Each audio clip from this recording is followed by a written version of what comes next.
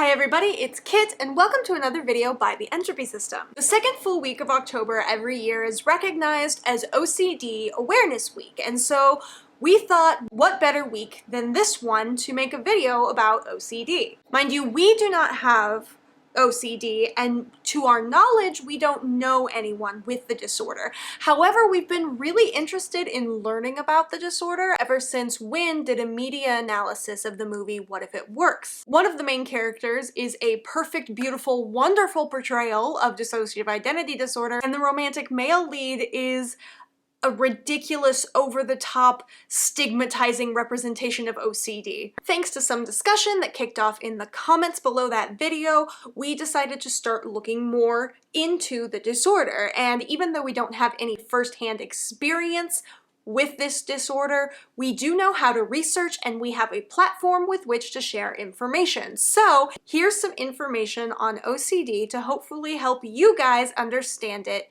more completely. Let's kick it off with the most obvious part first, which is diagnostic criteria. The first diagnostic criteria is that there must be a presence of obsessions, compulsions, or both. Secondly, the obsessions or compulsions are time-consuming and cause the individual significant distress or impairment. 3, the obsessions and compulsions cannot be explained away by a different mental disorder or by some sort of substance abuse. And 4, the disturbances cannot be explained better by another disorder, such as trichotillomania, where someone pulls out their hair, or hoarding disorder. Obsession and compulsion are both words that are used really trivially in day-to-day life, like, I'm so obsessed with this new song on the radio. But for someone with OCD, these things are pretty serious. For an individual with OCD, obsessions are categorized as thoughts, images, or impulses that occur over and over again and feel outside of a person's control. Usually these obsessions are accompanied by an intense sense of fear or disgust or need for things to be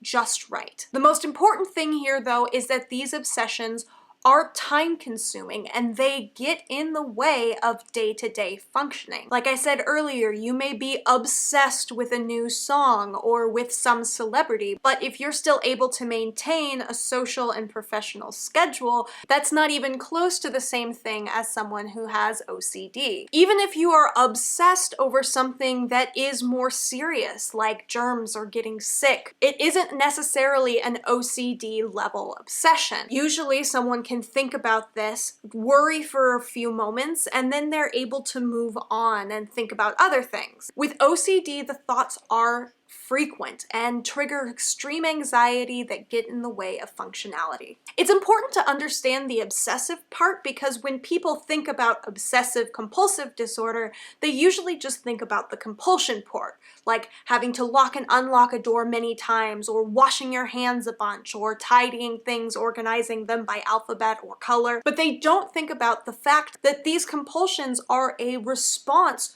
to the obsessions that's going on the inside. Obviously, it's not easy to see what's going on in a person's brain, and we certainly can't read each other's thoughts. So in a way, it makes sense that this is the most misunderstood part of OCD, but it's also one of the most significant parts for those who experience the disorder. Now let's jump on to compulsions. What exactly are those? Compulsions are defined as repetitive acts that temporarily relieve the stress of obsessions. These compulsive acts are meant to neutralize or counteract the obsession in some way, if only for a couple moments. The compulsions can include wanting to do something or compulsively avoiding situations that may be triggering. These, just like the obsessions part of the disorder, are frequent and get in the way of day-to-day life. You may have heard someone say, or may even have said yourself, "Oh, I'm so OCD," because you do something like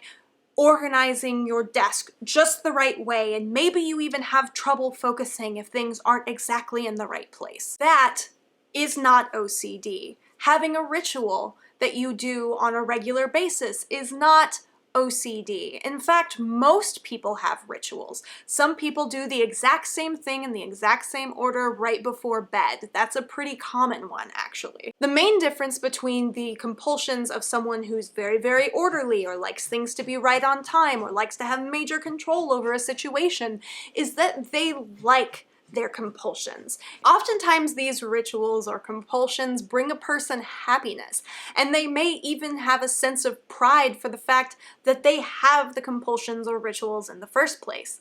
This is not at all the case with a person who has OCD. In almost all cases, the person with OCD would rather not be doing these compulsive things, but because of their disorder, they don't have much of a choice. OCD is massively misunderstood and misrepresented, and one of the culprits for that is the language that we as non-OCD people use on a regular basis. So I'd like to challenge that specifically in this video and give you some alternate words to use instead of saying, I have OCD, or my OCD is acting up, or I'm so OCD. Plus, I love vocabulary, so learning fun new words is a super bonus no matter what situation you're in.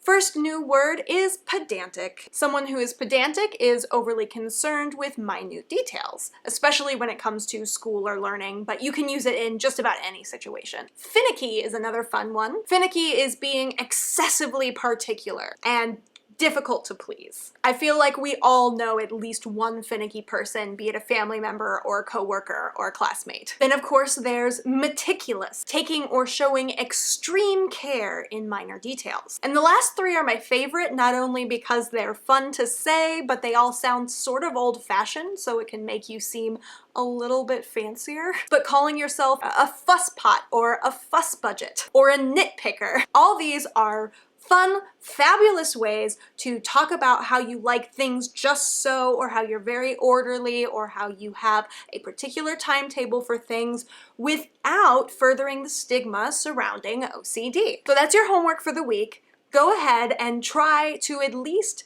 consciously use one of these words in a sentence describing your own nitpicky fuss budget ways. Also, I want to know what other words you guys can think of to use instead of misusing OCD.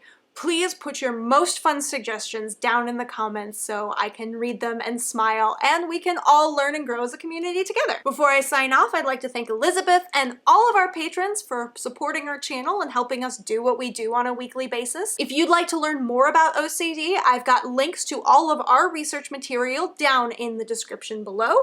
If you'd like to send us fan mail, hit up our Patreon, or check out our sweet merch store, a link to all those are down in the description as well. If you do happen to pick up some of our merch, go ahead and tweet at us with a photo of you wearing the item, and we will feature you in one of our future videos. Everyone, I hope you remember that you are loved, you are valuable, and you are valid.